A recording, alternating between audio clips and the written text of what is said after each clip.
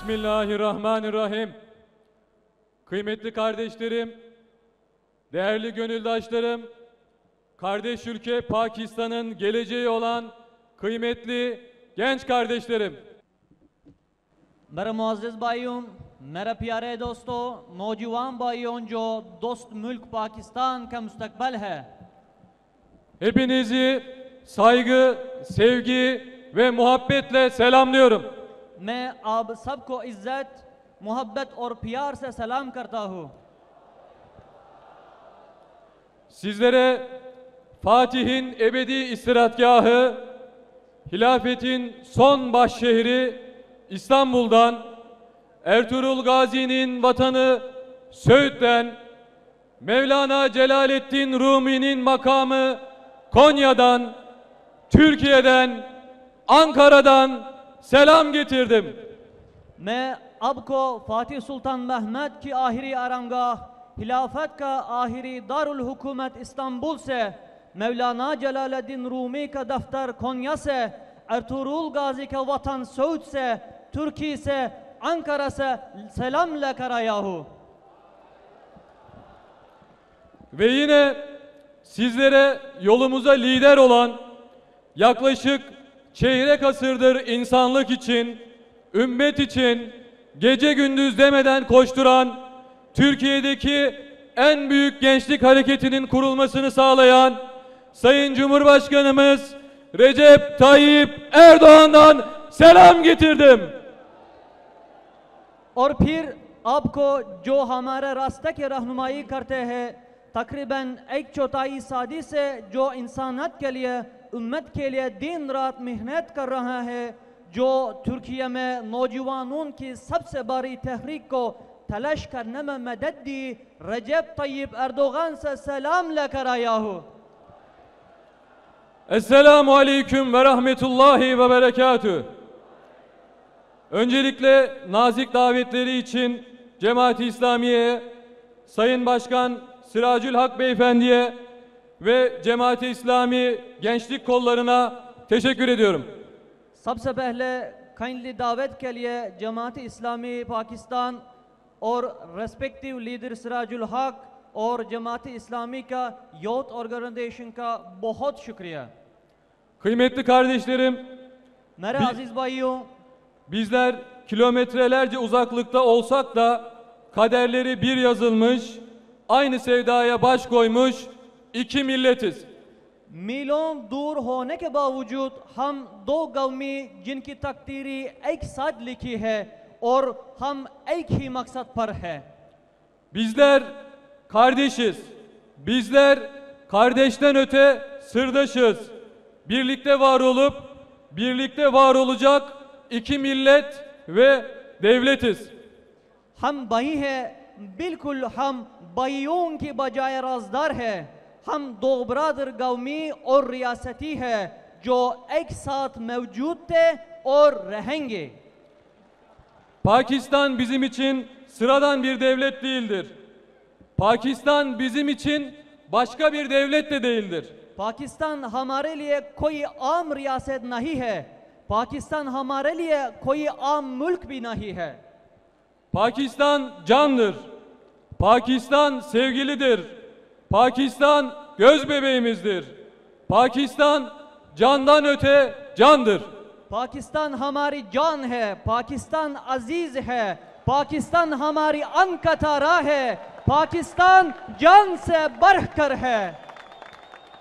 Bu sebeple Türkiye'de bana nereye gidiyorsunuz dendiğinde ben bir ülkemden diğer ülkeme, bir ailemden diğer aileme gidiyorum diyorum.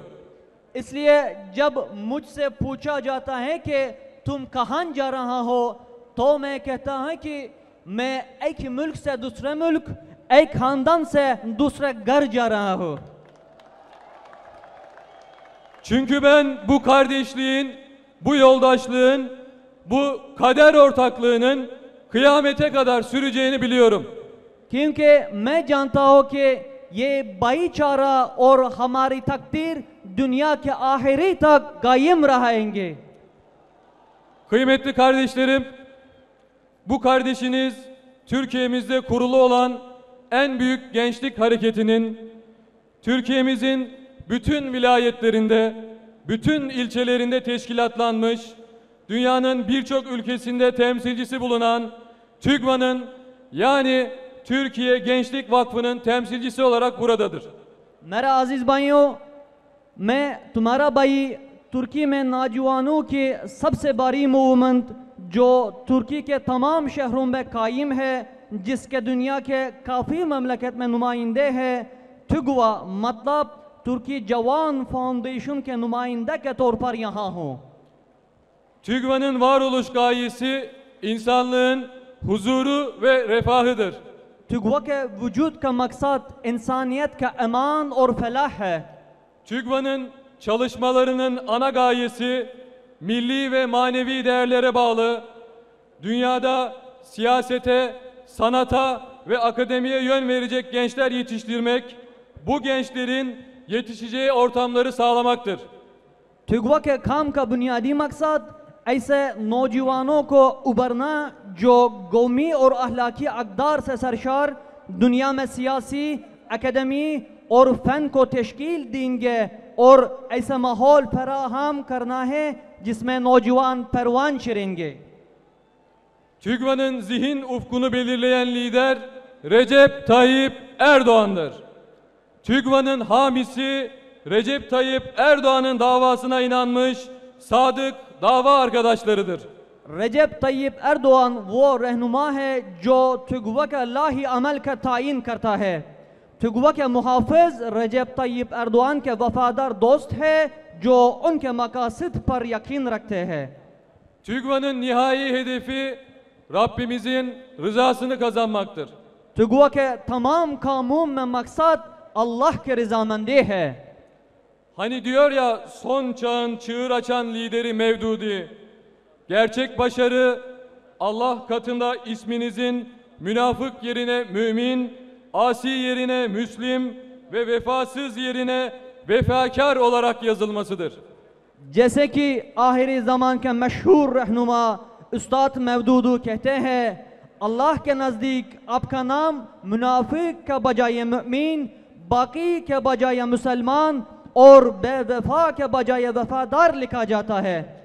İşte bizim bütün gayemiz tıpkı Üstad Mevdudi'nin ifade ettiği gibi sadece ilahi iradeye boyun eğmektir. तो हमारा पूरा मकसद रज़ा इलाही की आतात करनी है, जैसे कि उस्ताद मवदूदी ने फरमाया। Sadece Allah'a kul, gayrısından hür olmaktır. हमारा मकसद सिर्फ अल्लाह का बंदा होने है। Kıymetli kardeşlerim, işte bu uğurda çalışmalar yapmak, bu uğurda gece gündüz demeden koşturmak zorundayız. मेरा अजीज़ भाइयों, इसलिए हमें इस मकसद के लिए दिन रात मेहनत करना चाहिए। Bizler inanıyoruz ki bir milletin gerçek gücü topu, tankı, uçağı değildir.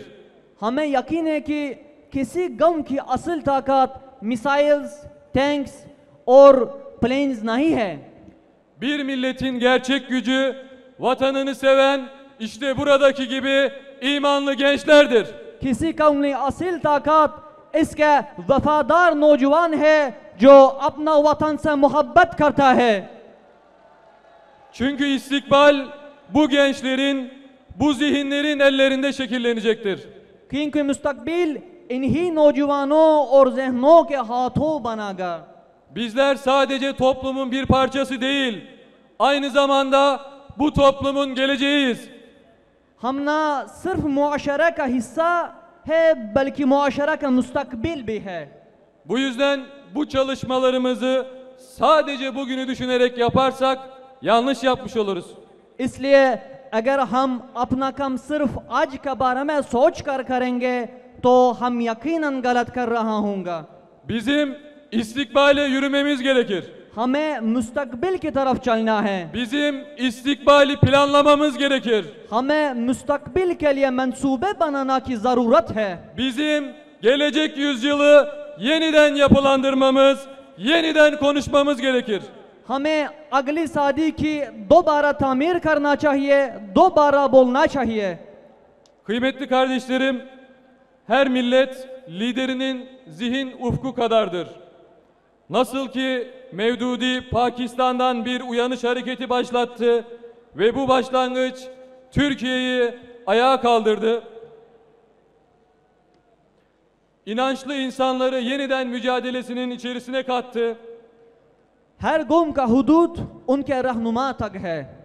जैसे उस्ताद मवदूदी पाकिस्तान से एक जागने की तहरीक शुरू की और ये शुरुआत ने तुर्की को उठाया, ईमानदार इंसानों में फिर से जद्दोजहद का जज्बा बढ़ाया।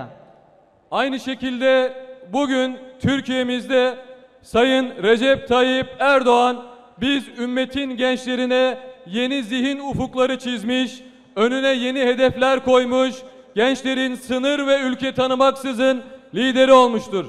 इसी तरह आजकल तुर्की में मुअज़्ज़ज़ रजब तय्यब एर्दोआन ने उम्मत के नौजवानों में नया नज़रिया दिखाया, हमारे लिए नया हदफ रखा, हुदूद या मुल्कियत के बगैर नौजवानों के रहनुमाई हुई। Kardeşlerim, ümit var olunuz, metin olunuz, diri durunuz, her şeyden öte hazır olunuz. मेरे भाइयों, फिर उम्मीद रहो, साबित कदम रहो, जिंदा रहो, सबसे बढ़कर तैयार रहो।